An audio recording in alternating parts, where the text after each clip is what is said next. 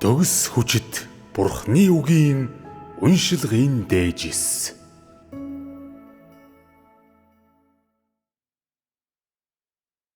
Бодит байдалд илүү анхаар.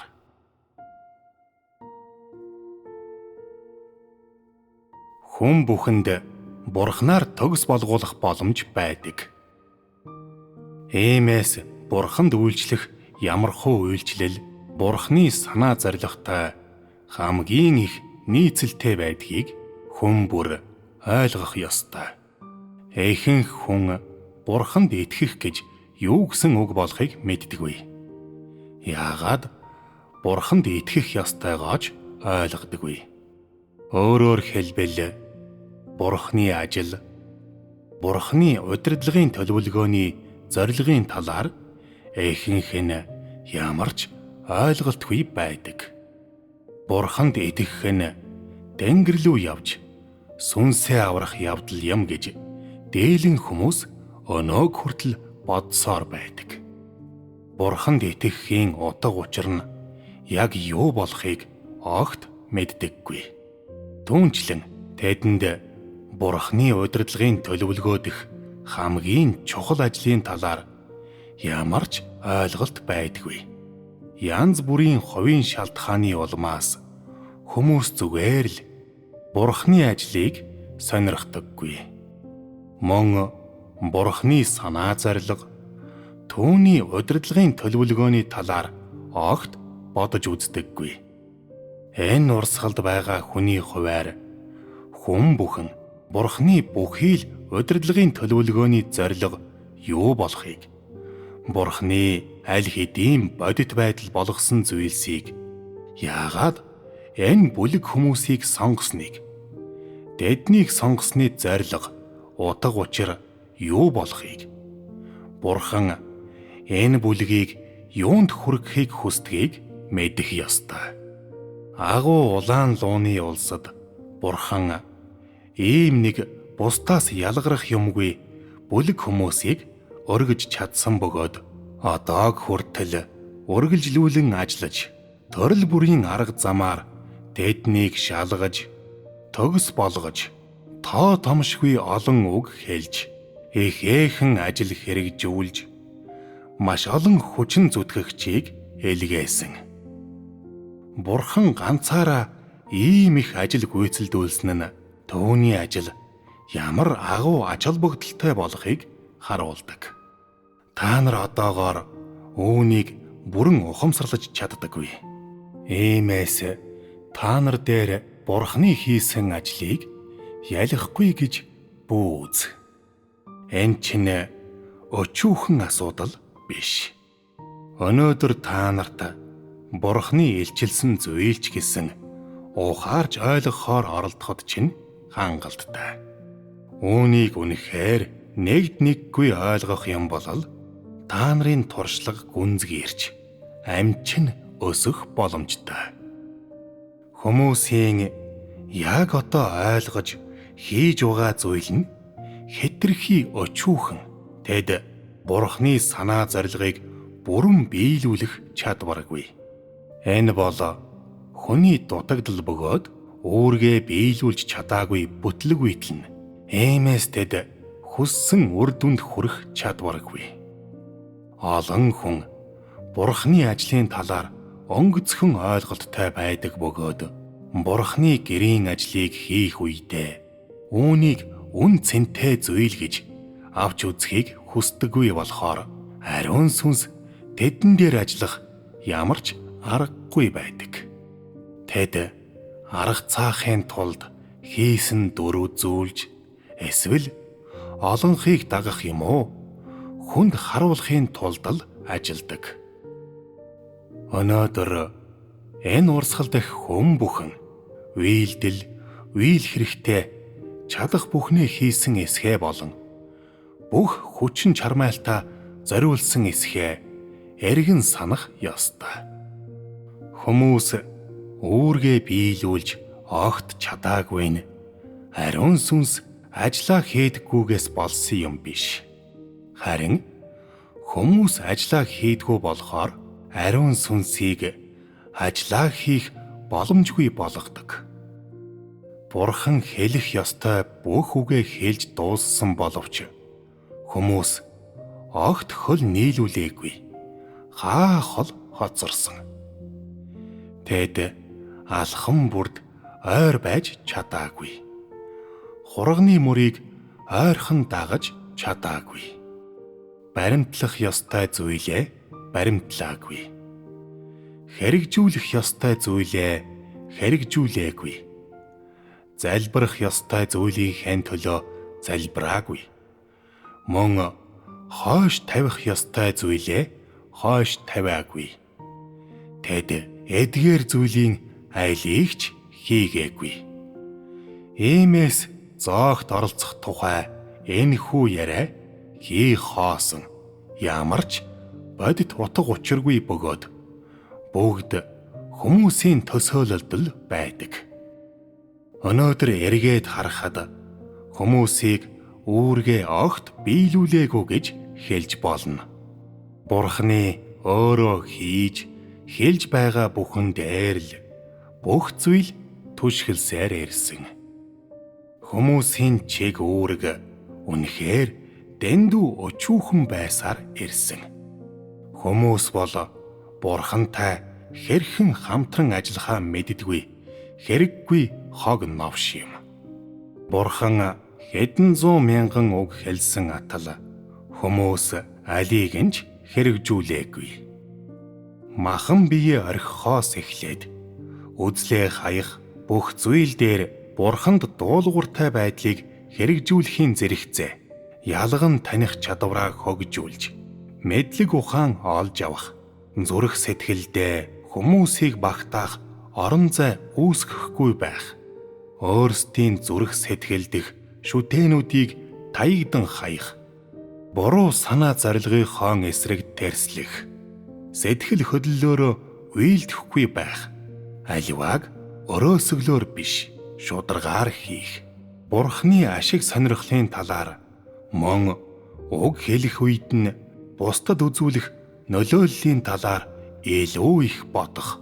Бурхны ажилд тустай зүйлийг илүү их хийх.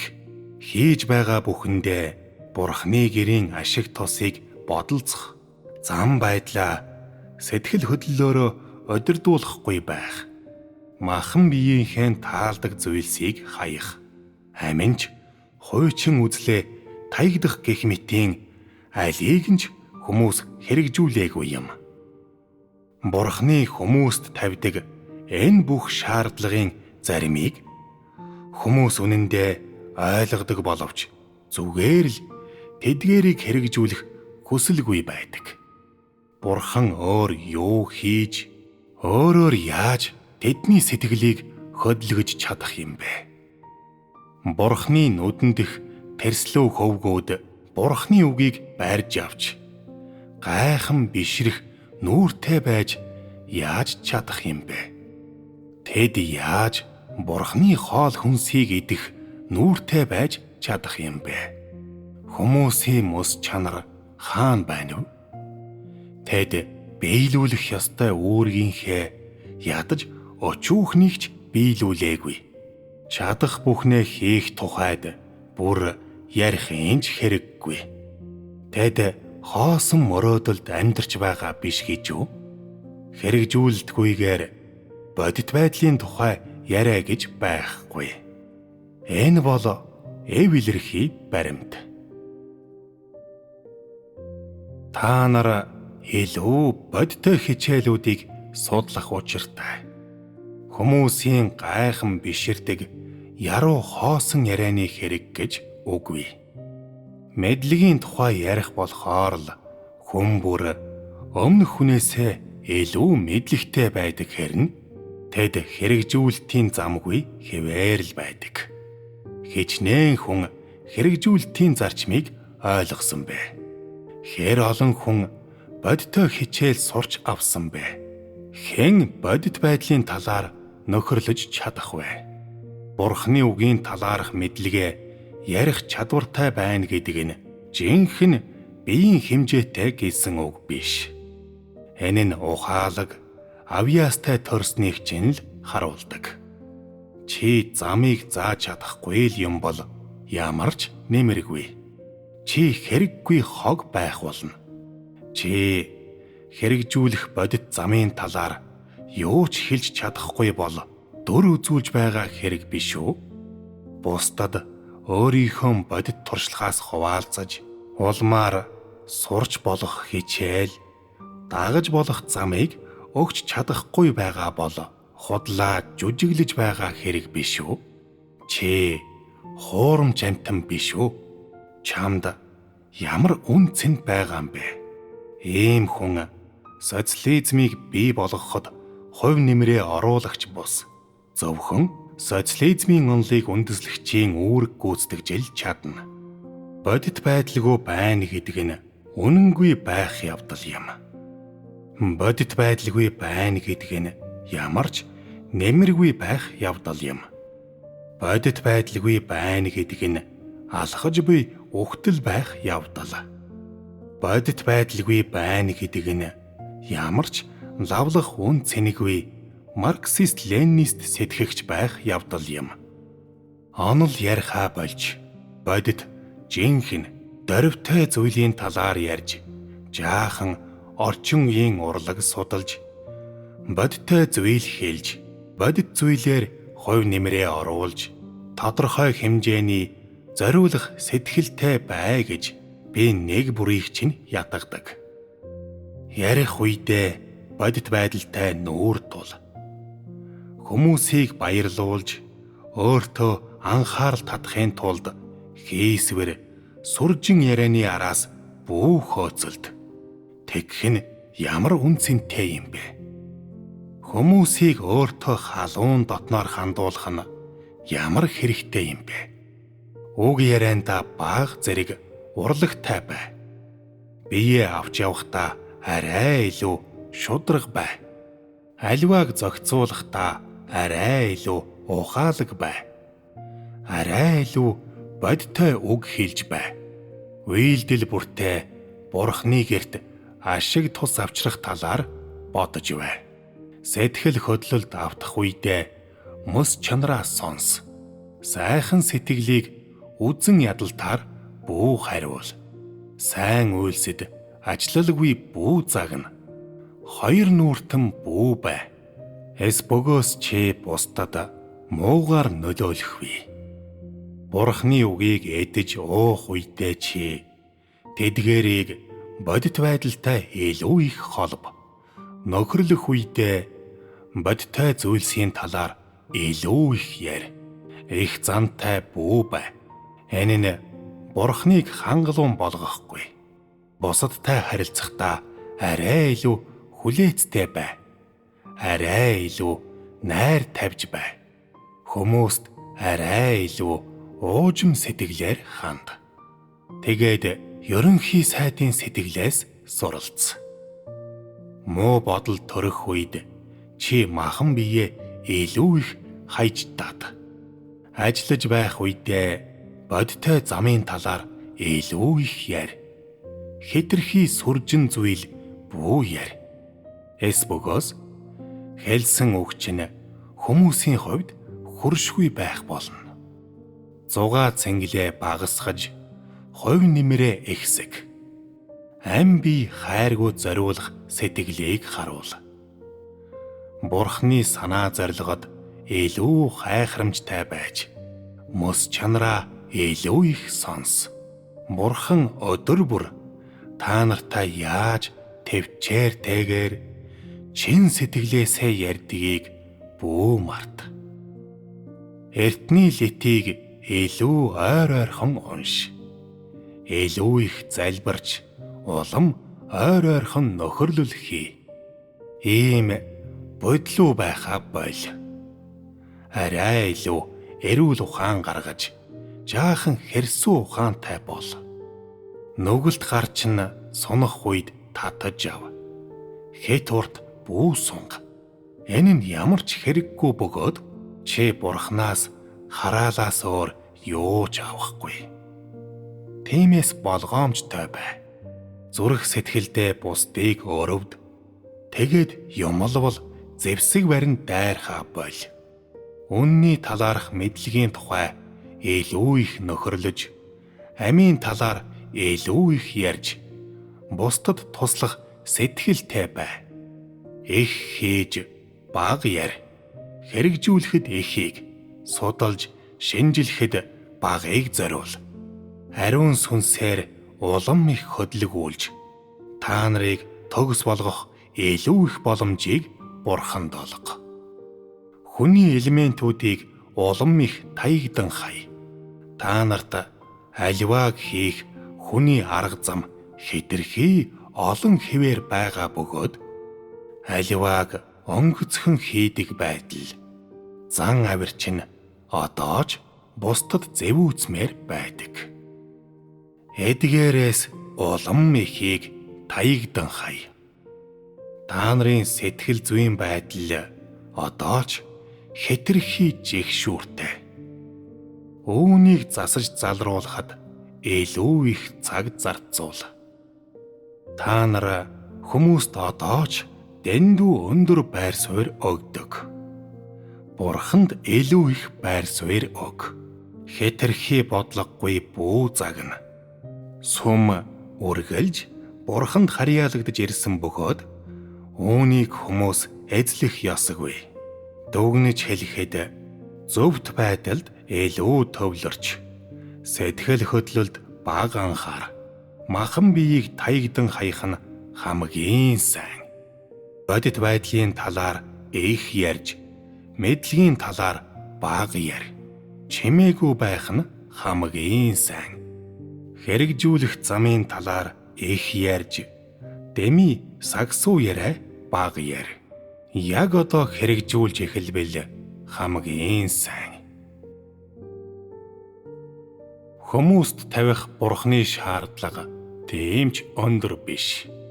Хэрвээ тэд жаахан л чармайлт гаргах юм бол таньдсан дүн авч чадна.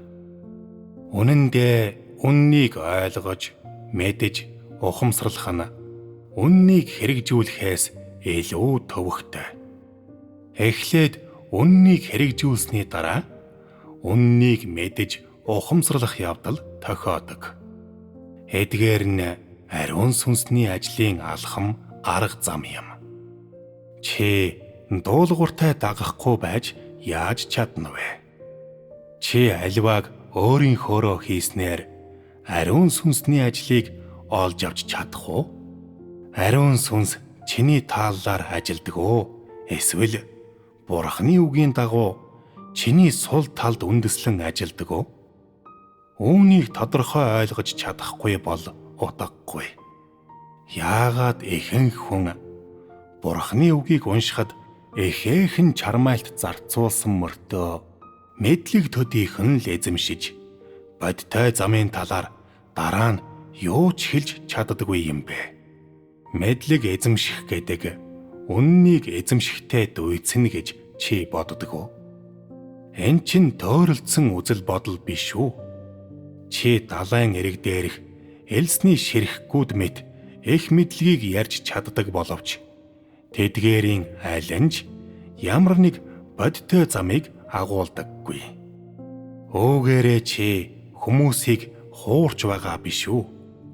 Чи бодит баталгаагүй хоосон шоу хийж байгаа бус уу? Энэ бүх зан авир хүмүүст хортой. Онол хэдий чинээ өндөр байна, төдий чинээ бодит байдлаас хол. Хүмүүсийг бодит байдалд аваачих чадваргүй байдаг. Онол хэдий чинээ өндөр байна, төдий чинээ чамайг Бурхныг тэрсэлж эсэргүүцдэг болгодог. Хамгийн өндөр дээд онлуудыг үнэт эрдэнэс мэт бүүз. Эдгээр нь хор хөнөөлтэй агаад ямар ч хэрэггүй. Зарим хүн хамгийн дээд онлуудыг ярьж чаддаг байж болно. Гэхдээ эдгээрт ямар ч бодит байдал агуулгаддаггүй. Учир нь энэ хүмүүс тэдгээрийг биечлэн мэдрээгүй. Иймээс тэдэнд хэрэгжүүлэх зам байдаггүй. Ийм хүмүүс хүнийг зөв замд аваачих чадваргүй бөгөөд хүмүүсийг замаа алдахтал хүргэнэ. Энэ нь хүмүүст хортой биш үү? Хамгийн наад зах нь чи тэдний өнөөгийн бэрхшээлийг шийдвэрлэж оролтод хүрэх боломж олгох чадвартай байх ёстой. Үүнийг л зориулалт гэж үзэх бөгөөд ингэснээр л чи Бурхны төлөө ажиллахад тэнцэнэ. Сүржин гоёмсог үгийг үргэлж бүү яар. Олон зохимжгүй хэрэгжүүлэлтээр хүмүүсийг хүлж өөрийг чинь дуулууртай дагахад бүү хүрэг. Ингэх нь ямар ч үр нөлөөгүй бөгөөд хүмүүсийн төөрөгдлийг л ихсгэнэ. Хүмүүсийг ийм байдлаар удирдах нь олон сургаалал бий болгож тэднийг чамд дургүй болгоно. Энэ нь хүний дутагдал бөгөөд үнэхээр ичгэвтэр. Тиймээс бодитоор оршин байгаа асуудлын талаар илүү их яар. Бусад хүний туршлагад ховийн өмч мэт хандаж бусдаар багтуулахын тулд үүнийг бүү дурд. Чи өөрийн гэсэн гарах гарцаа хайх ёстой. Энэ бол хүн бүрийн хэрэгжүүлэх ёстой зүйл юм. Нөхрөлдөг зүйл чинь хүмүүст алхах зам өгч чаддаг бол чамд бодит байдал байгаатай адилхан. Чи юу ч хэллээ гэсэн хүмүүсийг хэрэгжүүлэлт рүү аваачиж тэд бүгдэд дагаж болох замыг нь өгөх ёстой. Хүмүүст зөвхөн мэдлэгтэй байх боломж бүү олго. Илүү чухал нь алхах замтай байх явдал юм. Бурханд итгэхийн тулд хүмүүс өөрийнхөө ажлаар Бурханы хөдөлдөг замаар алхах ёстой. Өөрөөр хэлбэл Бурханд итгэх үйл явц нь ариун сүнсний хөдөлдөг замаар алхах үйл явц юм. Иймд чи юу ч болж байсан алхаж болох замтай байж Бурханаар төгс болгуулах замд хөл тавих ёстой. Хэтэрхий хол бүү хоцор. Мөн хэтэрхий олон зүйлд бүү анхаар. Чи Бурханы хөдөлдөг замаар саатал үүсгэлгүй алхаж чадхал юм бол ариун сүнсний ажлыг хүлээн авч орох замтай болно. Үүнийг л Бурханы санаа зорилгод нийцэж хүний үүргийг биелүүлж байна гэж тооцдог. Энэ урсгалдах хүн болохын хувьд хүн бүр үүргээ зохистойгоор биелүүлж хүмүүсийн хийвэл зохих зүйлийг илүү их хийж дур зоргоороо загнахгүй байх ёстой. Ажил хэрэгжүүлж байгаа хүмүүс үгээ тодорхой болгож дагаж байгаа хүмүүс нь бэрхшээлийг төвчж дуулууртай байхад илүү анхаарч бүгд байр сууриа хадгалж хэрээс хэтрэхгүй байх ёстой. Хэрхэн хэрэгжүүлэх, ямар чиг үүргийг биелүүлэх ёстой вэ гэдэг нь хүн бүрийн зүрх сэтгэлд тодорхой байх учиртай. Ариун сүнсний хөтөлж буй замаар яв. Замаа бүү алд, бүү хазай, буруу замаар бүү ор. Та нар өнөөдрийн ажлыг тодорхой харах ёстой. Өнөөдрийн ажлын арга барилд орох нь та нарын хэрэгжүүлэх ёстой зүйл юм. Энэ нь та нарын орох ёстой эхний зүйл. Бусад зүйл дээр өөр олон үгийг бүү гарзад өнөөдөр Бурханы гэрийн ажлыг хийх нь та нарын хариуцлага. Өнөөдрийн ажлын арга барилд орох нь та нарын үүрэг бөгөөд өнөөдрийн үннийг хэрэгжүүлэх нь та нарын ачаа билээ.